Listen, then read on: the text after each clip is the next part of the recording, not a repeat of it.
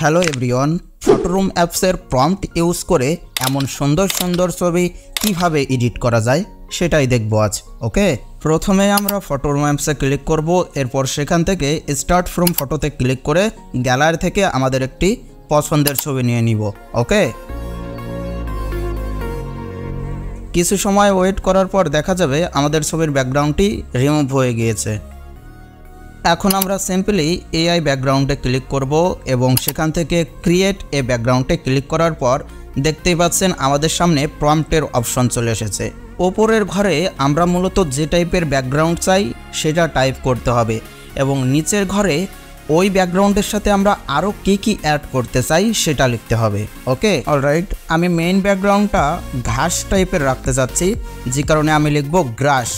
গ্রাস মানে হচ্ছে ঘাস এবং সাথে আমি পাহাড় পর্বত টাইপের কিছু রাখতে যাচ্ছি, যে জন্য লিখেছি মাউন্টেন।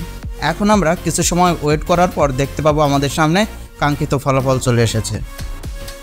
দেখতেই পাচ্ছেন আমরা প্রম্পটে যেমনটা চেয়েছি ফটোরুম কিন্তু আমাদের তেমনটাই করে দিয়েছে। হ্যাঁ, আমি যদি জেনারেট মোডে ক্লিক করি আমাকে আরও কিছু তারা অপশন শো করাবে।